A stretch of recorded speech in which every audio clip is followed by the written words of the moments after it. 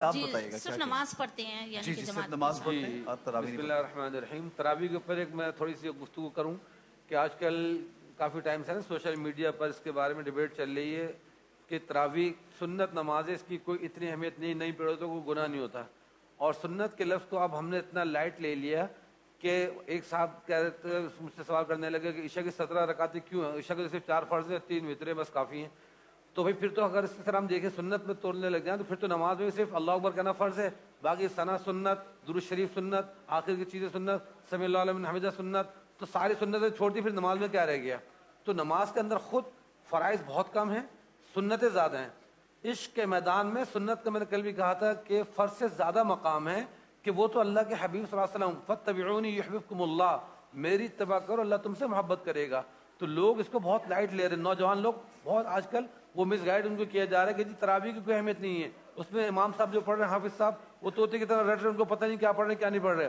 ارے قرآن کریم وہ حضور اقدس صلی اللہ علیہ وسلم کے اوپر جو نازل ہوا، جبریل امین کے ساتھ 2 مرتبہ آپ اس کا دور فرمایا کرتے تھے رمضان میں، پھر آپ نے تراویح کو خود پسند فرمایا.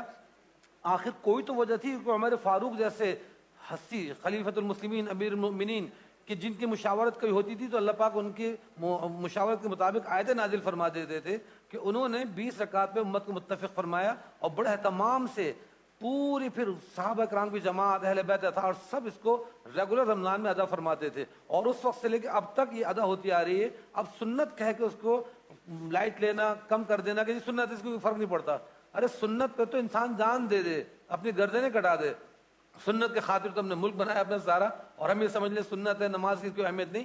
تو یہ میں نے ایک اصول بتا دیا کہ جس طرح فرض نماز کے اندر فرائض بہت کم ہیں، صرف سجدہ کرنا، رکوع کرنا، باقی تسبیحات جتنی ہیں، درود پاک جتنا ہے، ثنا، یہ سب مسنون ہے. تو جو لوگ آپ کو گائیڈ کرتے کہ جی نماز عشاء صرف وہ 4 فرض ہیں اور 3 وتر ہیں، تو اس کا مطلب ہے کہ فرض کے اندر بھی وہ اگر کل کو اپنے بچوں کو ہی گائیڈ کریں گے کہ جی فرض کے اندر آپ کو صرف فرائض ادا کر لینے، آپ جلدی سے کھڑے ہو بس اللہ اکبر کہو، 3 آیتیں پڑھ لو قرآن کی، رکوع کر لو اور کھڑے ہو جاؤ، پھر سجدہ کر لو 2، آپ کی نماز ہو جائے گی. تو یہ دین کو تماشا بنانے والی بات ہے.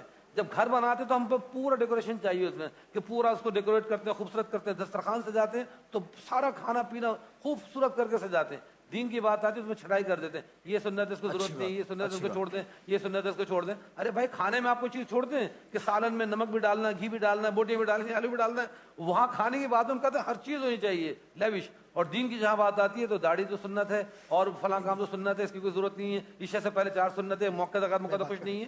یہ سب چیزیں دین سے دور کرنے کے، حضور سے عشق سے دور کرنے والی باتیں ہیں. قوت عشق سے ہر پست کو بالا کر دے، دہر میں اسم محمد سے اجالا کر دے. تو ہمیں تو یہ سبق دیا گیا ہے، عشق محمدی میں مصحف کو بھی زندہ رکھنا چاہیے ہمیں.